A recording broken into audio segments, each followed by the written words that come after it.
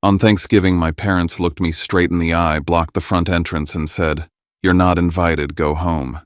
Behind them, I saw my sister, my uncle, even my best friend laughing around the table like I never existed. I didn't argue. I didn't beg. I just nodded, walked back to my car, and made one quick phone call. 20 minutes later, my phone blew up, and the screaming started. What happened next didn't just break my family. It exposed everything they'd tried to bury for years. Before I share my story, I want to know you're here with me. Just say listening in the comments or tell me where you're watching from. I love seeing how far my story can reach. Sometimes even the smallest connection can make a story feel heard. Thank you. And now, here's my story. I'm James Holt, and if my story reaches you today, please consider subscribing. It helps this channel keep telling the kind of truths most families would do anything to hide. Growing up in the Holt family in Silverleaf, Scottsdale felt like living inside a glass house polished every hour of the day. Everything had to be perfect. My father, Dorian Holt, was the kind of man people stood up straighter around a walking symbol of power and generational money. My mother, Maris, didn't command a room through fear the way he did, but through image. Every detail mattered to her, from the way she folded napkins at dinner parties to the way her children were supposed to smile in public.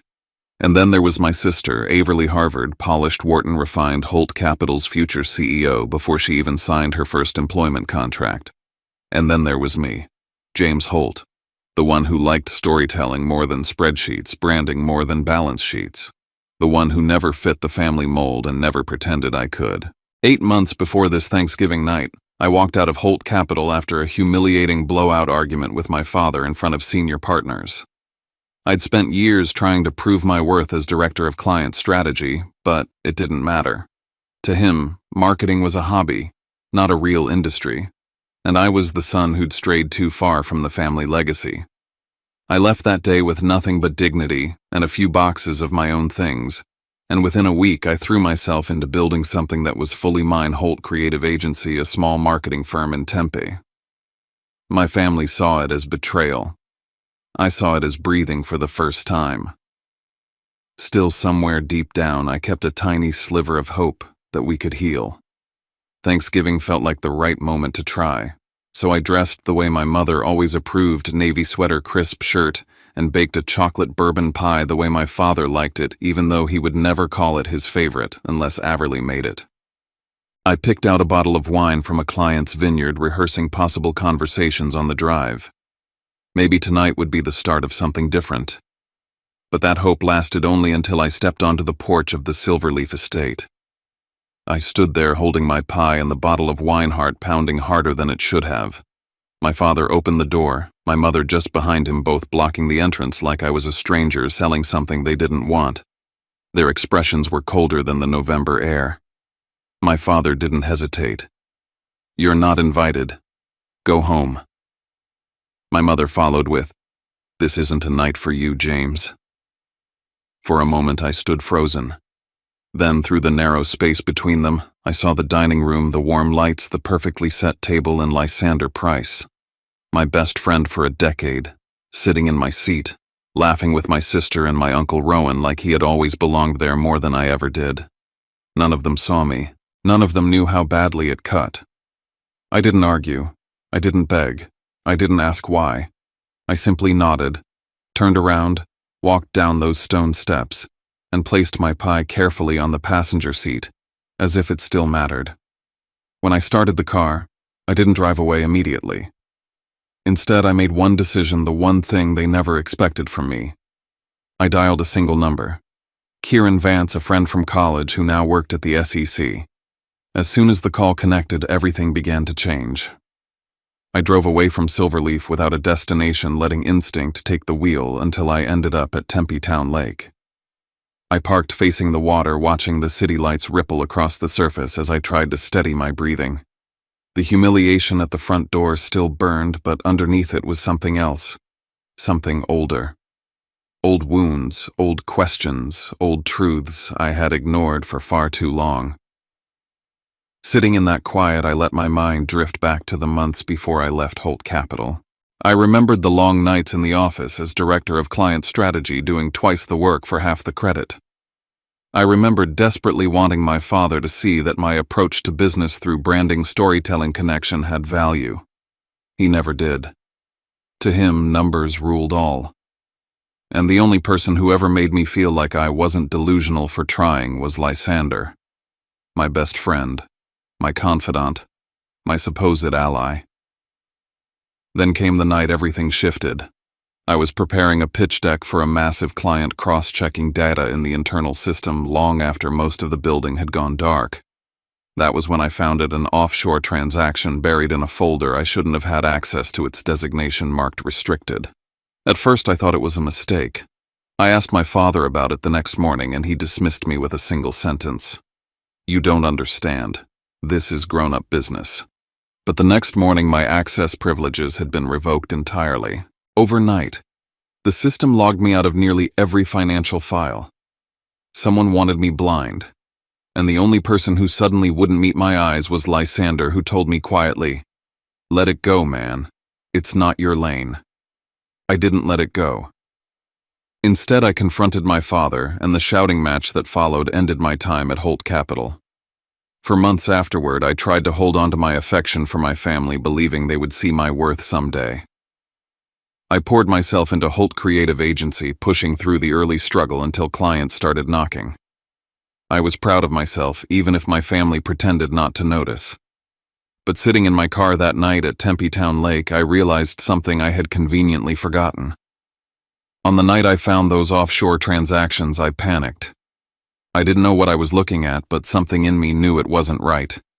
So I copied the files onto an external hard drive without telling anyone. A just-in-case impulse. Then I hid the drive deep in my apartment and never touched it again. Until now. Until my family shut the door in my face. Until I saw Lysander sitting in my seat. Until I made that call to Kieran. That was the moment I knew whatever I had tried to bury 8 months ago, I was going to have to dig it up. And this time there was no turning back. Sitting in my car at Tempe Town Lake, the glow from the water barely reached through the windshield, but it was enough to show how badly my hands were shaking when I dialed Kieran's number. I hadn't spoken to him in months, and the moment he picked up, I heard the surprise in his voice when I whispered that I needed to see him. There was no small talk, no pretense. I told him plainly, almost breathless, that something was wrong and I needed help. He reminded me instantly of a night 3 months earlier when I rambled drunkenly about strange transactions I'd stumbled across at Holt Capital. He'd asked back then if I had kept any copies, and I had lied, telling him I deleted everything because I didn't want to create trouble. That lie dissolved the second I said the truth aloud tonight. I told him I did have a backup, and that I finally realized why my family had pushed me out so aggressively. Kieran didn't hesitate. He told me to meet him at the SEC office in Phoenix at 8 the next morning. Hearing his voice steady and factual made everything more real, like I'd crossed an invisible line just by making the call. But before I had time to process it, the moment I hung up, my phone lit up like it had caught fire. Dozens of messages flooded in at once, buzzing non-stop against my palm. The first notifications came from the Holt Capital internal system. I still had partial access to alerts showing the company's servers being frozen under federal order. The internal database was locked down. File transfers halted. It was the kind of disruption that sent shockwaves through an entire financial firm in seconds. Then came the personal messages. My father's voice erupted through my screen in all caps, asking what I had done. Averly followed with sharper words telling me to stop whatever I was doing because I was destroying everything Holt Capital had built. She added that Lysander was falling apart and that none of us would recover from this if I didn't pull back immediately. Then Lysander's messages appeared, soft, frantic pleading. He asked to meet. He said he never wanted anything to turn out this way. His tone was desperate, completely at odds with the image of him casually laughing in my seat just hours before. Each message from him made my stomach twist because every word felt like a performance meant for someone else's script, not for the friend he used to be. But the message that froze me wasn't from any of them. It was from my cousin Nora. She wrote that right after I was turned away at the front door, Uncle Rowan got up from the table and left without a word, his face pale and tight. She warned me that something had been wrong inside the family for a long time, that the fear hanging over that dinner wasn't because of me, it was because they knew something was coming. They just didn't expect it to be me who triggered it. For the first time that night, I understood that the rejection at the door was not spontaneous or emotional. It was strategic, calculated. And the conflict between me and my family didn't start tonight. It started long before I realized I'd been pulled into it. Whatever this was, I wasn't stepping into a fight. I had been living inside one for months without even knowing it. I drove home from the lake in silence, replaying the messages again and again until they no longer sounded like words from people I knew. When I walked into my apartment, the quiet felt heavier than usual, almost like it was waiting for me to decide what came next. The biggest question circling my mind wasn't about Holt Capital. It was about my family. Why did they seem more afraid of me asking questions than of any actual investigation? Why did the idea of me knowing the truth terrify them enough to shut me out completely?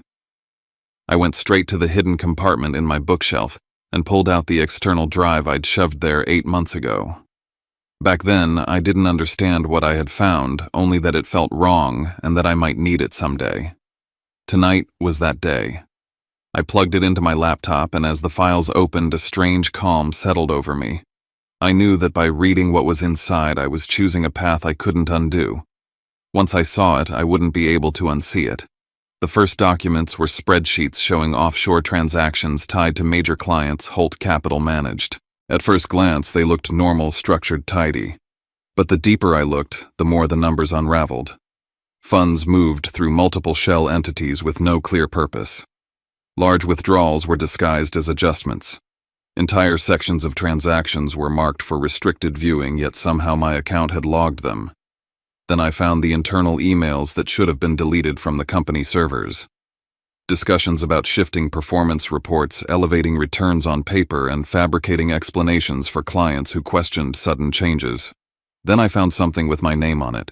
Transactions listing me as a secondary approver on multi-million-dollar transfers. Digital signatures attached to my account. Authentication tokens that should have required my explicit involvement. But I had never seen these transactions before tonight. Someone had used my identity. Someone had positioned me within the scheme without my knowledge. My chest tightened as I clicked deeper. There were emails between my father and Averly discussing how to manage me. They wrote about restricting my access, steering me away from certain accounts, and monitoring any questions I asked. Reading my sister's words felt like reading a stranger's commentary on my life. She wrote that I was becoming unreliable, that I needed to be redirected, handled, watched. Then I opened another folder. This one held private emails between Averly and Lysander. I had braced myself for many things that night, but not this. They were together. They had been together for months, and they talked casually about how my sentimental attachment to Lysander made manipulating me easier. They discussed transferring my client relationships to him and how he could step into my position at Holt Capital with minimal disruption. It was like someone had taken my entire life, scraped away every piece of stability, and repurposed it to build a future that didn't include me at all. I kept digging, needing to see everything. I found a document outlining a succession plan that positioned Lysander as my replacement, complete with client lists that once belonged to me. Then a video file caught my eye. I opened it to find security footage from the office. The grainy clip showed Lysander entering my workspace late at night, plugging a drive into my computer, copying files, and leaving without turning on the lights. Watching him move through my office with such familiarity made my stomach drop. He hadn't just betrayed me. He had studied me, outmaneuvered me. At the bottom of the folder was a final document written in stiff clinical language. It said that if I continued asking questions or attempting to access restricted files, action must be taken before exposure becomes a threat. The meaning wasn't spelled out, but it didn't need to be. They were prepared to eliminate me from the equation long before tonight's scene at the door. By the time I closed my laptop, the room felt colder. This wasn't about a disagreement or a family argument spiraling out of control. It was about power. It was about control. It was about a system my family had been building in the shadows for years, one they couldn't risk me uncovering. And now that I had everything suddenly made sense.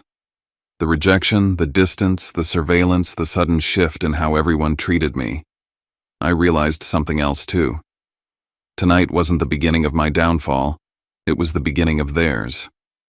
My phone kept ringing long after the house lights at Silverleaf faded from my rearview mirror. Call after call, notification after notification. Dozens of missed calls from my parents and Averly stacked over each other, each one carrying more urgency than the last. Messages from Lysander appeared too begging to meet, privately claiming he needed to explain.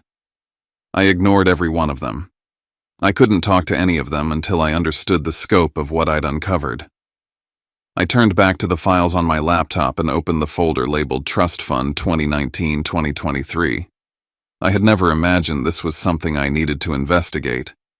My grandparents created that fund for me when I was a child, and it was supposed to be locked until I turned 35. But the documents on the screen showed withdrawals, large ones, taken repeatedly over the last 2 years. My name appeared as the authorizing signature, digitally verified, but I knew instantly that none of those signatures were mine. Someone inside the family had forged my approval. Then I opened an email chain between my father and Averly. The words made me feel physically sick. Ensure James never discovers the trust withdrawals. We need that capital to maintain liquidity. They took what wasn't theirs. They took what belonged to me. Not because they needed it for survival, but because my father refused to let his empire show signs of weakness. And my sister participated without hesitation.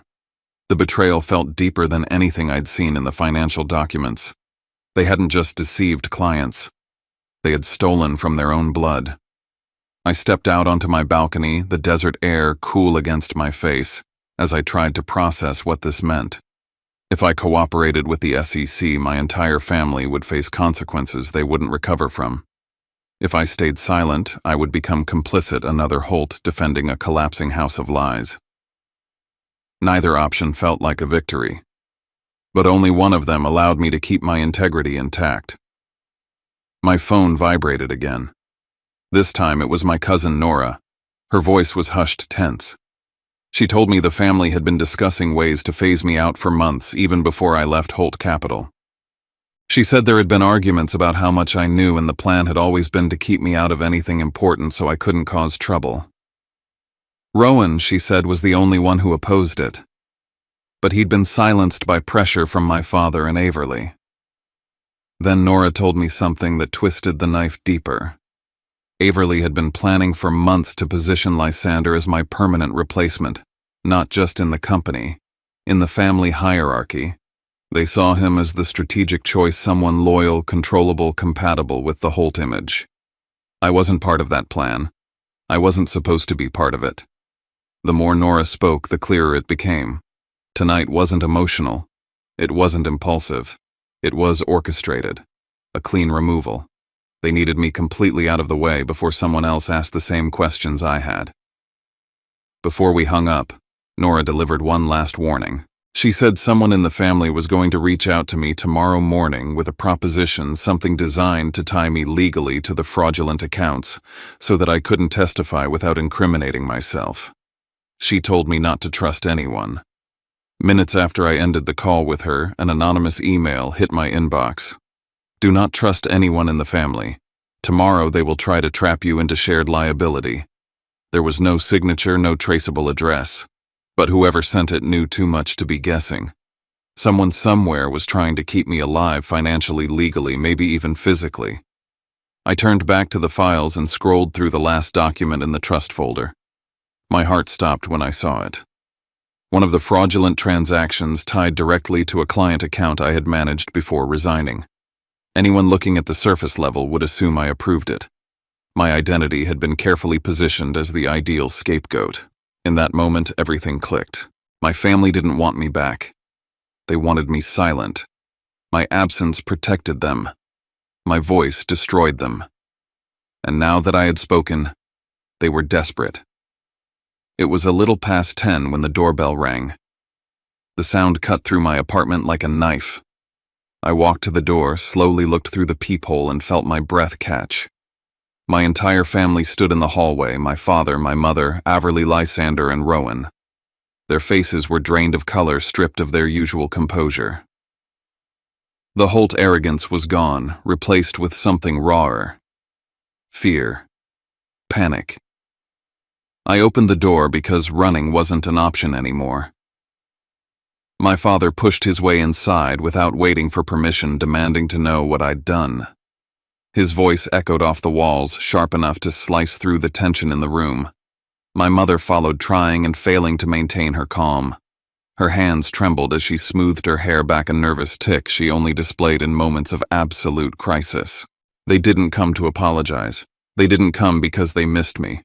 They came because Holt Capital was being investigated by the SEC tonight. My call to Kieran had triggered an immediate preservation order on the company's systems.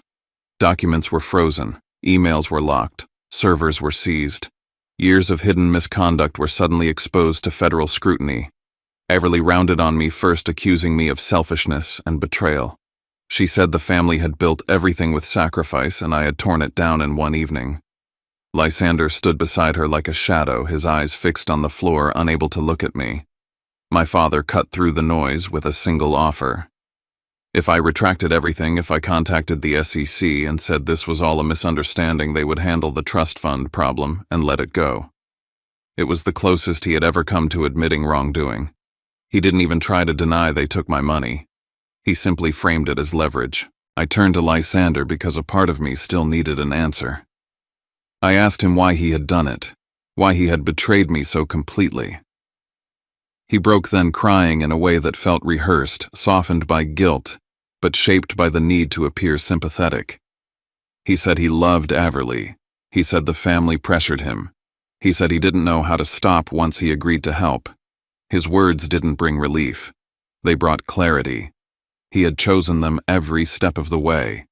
He had chosen the power, the position, the proximity to the Holt name. Our friendship had been useful to him until the moment it wasn't. Then something unexpected happened. Rowan stepped forward, his voice firm for the first time in years. He told my father and sister that I had evidence that the SEC had been preparing for this investigation long before I called. He told them they were wrong if they thought intimidation or manipulation could fix what had already been set in motion. It was the first time anyone in the family had stood on my side, and the room shifted instantly. The argument exploded. My father blamed Everly for mishandling the accounts. Everly blamed him for ignoring her warnings. Lysander blamed both of them for dragging him into the mess. My mother begged them all to stop, but her voice was drowned out. Their empire was collapsing one accusation at a time, and there was no order left to protect them. Then in the middle of the chaos, my father turned on me with a fury I had never seen before. He told me I was no longer a Holt, that by involving the SEC I had severed every tie. His words were meant to break me, but they didn't. They clarified everything. I looked him in the eye and told him the truth he refused to hear. I hadn't belonged to the Holt family from the moment he closed that door in my face earlier that night. When they finally walked out of my apartment, the silence they left behind wasn't peace. It was the beginning of something much larger, a war they had created, and one I was finally ready to finish. The morning after the confrontation at my apartment came far too quickly. I had slept no more than 3 hours, slipping in and out of shallow dreams that felt more like warnings than rest. When my alarm rang at 6, I got up, immediately gathered every file, every printed email, every drive, and placed them neatly into a secured folder. I knew exactly what I was walking into, and there was a strange clarity in accepting that doing the right thing would cost me something I couldn't predict. I arrived at the SEC office in Phoenix just before 8. Kieran met me in a private room, his expression grave but steady. I handed over everything. Then I told him everything from the night I found the offshore transfers to the locked accounts to the Thanksgiving door slammed in my face. He didn't interrupt once. When I finished, he leaned forward and said the evidence was more than enough to launch a full federal investigation. Then he told me something I hadn't expected. The SEC had been monitoring Holt Capital for 6 months, suspecting irregularities but unable to prove anything without inside support. They needed someone on the inside who knew what the system looked like from the family's perspective. I wasn't just reporting wrongdoing. I had become a key witness. Things began moving fast. By mid-morning, the SEC issued a freeze order on every Holt Capital corporate account. Executives were summoned for urgent questioning. IT servers were secured before anyone could alter data. Meanwhile, Holt Capital's legal team called me repeatedly offering to clarify misunderstandings, but I declined every call. Then I made a choice of my own. I emailed 3 clients I had worked closely with before leaving the company, clients who trusted my judgment. My email was brief, suggesting they review their accounts and be prepared for possible communication from federal authorities. I didn't tell them the details, but they understood enough. Word spread faster inside the firm than any official announcement could. By noon, panic had settled into every corner of Holt Capital. Someone leaked audio from an internal emergency meeting. In it, my father's voice thundered through the recording, shouting that I was the only person who could fix this mess. But no one in the room responded. Not one voice supported him. His authority, once absolute, had evaporated. My phone buzzed again. This time it was a long string of messages from my mother. She begged me to reconsider what I was doing. She insisted that this wasn't just about the company, it was about the family name, our reputation, everything they had built. Her words weren't about truth. They were about image. And for the first time I felt the full weight of how little she understood me. Later that afternoon, Averly emailed me directly. The tone was unlike anything she had written before. She admitted she had made mistakes, that she had been pushed into decisions she didn't fully support. She said she never wanted things to reach this point. But she also didn't say who had pressured her, or how much she had contributed willingly. It was a confession without responsibility, and it left me questioning what she hoped to gain by telling me now. By early evening, news outlets across Phoenix and Scottsdale released statements confirming that Holt Capital was under federal investigation. Headlines exploded across screens dissecting the fall of a prestigious financial empire. Photos of my father and sister appeared everywhere. Reports speculated on fraud, misconduct, and internal conflict. Just when I thought the day couldn't unravel further, Kieran called again. His voice was steady but weighted. He told me my father had admitted to orchestrating financial manipulation for at least 5 years.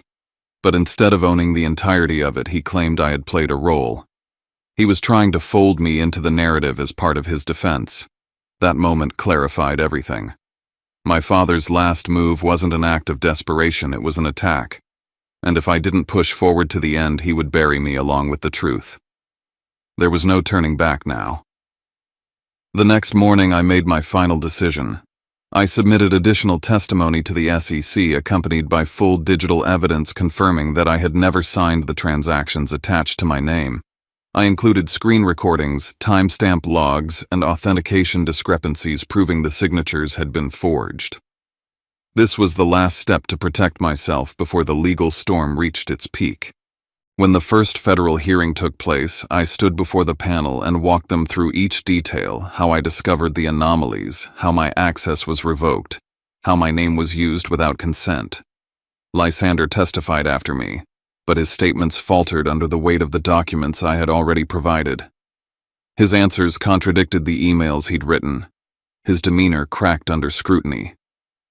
Averly's turn came next. She avoided my eyes the entire time. Her voice shook. She answered questions, carefully distancing herself from the decisions she once participated in.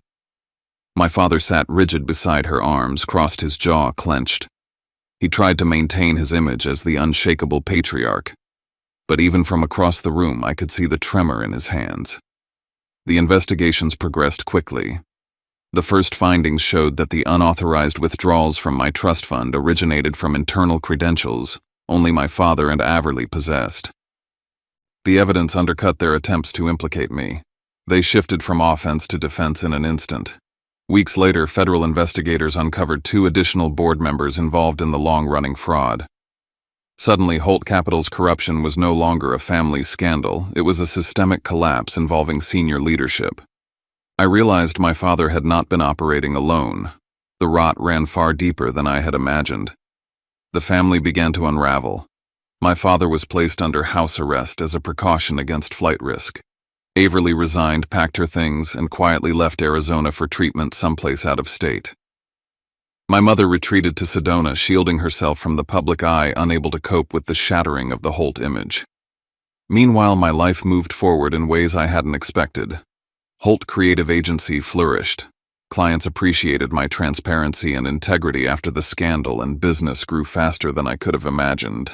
Then I received an unexpected offer from Holt Capital's restructuring committee, an invitation to serve on the new oversight board, helping rebuild the company with a foundation rooted in ethical practice. Accepting the position felt symbolic, like reclaiming a piece of myself that had been denied for years. Nearly a year later, as autumn returned to the desert, I received a handwritten letter from Everly. In it, she confessed that the family had been forced into impossible decisions during a financial crisis in 2019. My father demanded loyalty above all else, insisting that sacrifices had to be made to maintain the Holt empire. She wrote that she regretted her part in what happened and didn't expect forgiveness, only understanding. Her words didn't erase the damage, but they illuminated the fear and pressure she'd lived under. That Thanksgiving, I hosted my own dinner at the townhouse I had purchased in Tempe. There was no polished silverware, no rehearsed speeches, no pretentious menu, just warmth, just sincerity. I invited Kieran, Nora, Rowan, and a few trusted colleagues who had supported me during the worst days. As we ate, I realized that for the first time in my life, I was surrounded by a family I had chosen, not one I had been obligated to belong to. After dinner, while helping clear the table, Rowan approached me quietly. He told me the new board at Holt Capital wanted me to take a larger voting role, someone they believed represented the values the company needed to rebuild. He looked me in the eyes and said, "James, sometimes things have to fall apart so you can rebuild them the right way." In that moment, I understood something profound. My journey with the Holt family wasn't ending. It was transforming.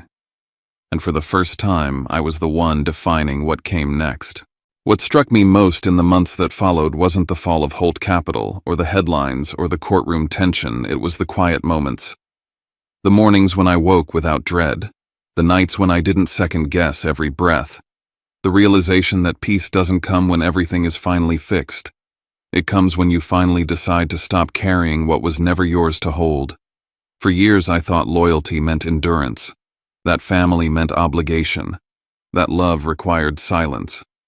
But standing here now, 1 year later, with my own life built on my own terms, I finally understand that none of that was true. Loyalty without truth is just fear dressed as devotion. Family without accountability is just a cage with nicer furniture. Healing doesn't come from pretending the wound never happened. It comes from refusing to let it keep defining you. I look around my home, my table, my friends, the people who showed up not because they shared my last name, but because they shared my values, and I realize I didn't lose a family. I gained one. A real one. One built intentionally, not inherited by default. And if there's anything I hope someone hears in my story, it's this. You don't owe your life to people who demand your silence. You don't owe your future to people who built their power on your pain. You don't owe your worth to a legacy that never saw you as more than a piece of its machinery. Sometimes the bravest thing you can do is walk away. Sometimes the strongest thing you can do is tell the truth. And sometimes the most loving thing you can do for yourself is to let a broken system collapse. Because on the other side of the rubble, there is room to build something honest. Something human. Something yours. If you've ever felt pushed aside, dismissed, or silenced by the people who were supposed to protect you, I hope my story reminds you that walking away isn't betrayal, it's survival. And rebuilding isn't revenge, it's liberation. Before you go, I'd love to know something. Did any part of my story resonate with you? Have you lived through a fracture that forced you to choose yourself? Share your thoughts in the comments. I read every one of them, and it means more than you know to feel that someone out there understands. And if you'd like to hear more stories like mine, stories about truth, resilience, and rebuilding from the ashes, please consider subscribing. It helps this channel grow, and it helps me keep telling the kinds of stories so many families try to bury. Thank you for listening. Thank you for being here. And wherever you are, I hope you find the strength to choose yourself, even when it feels like the world is asking you not to.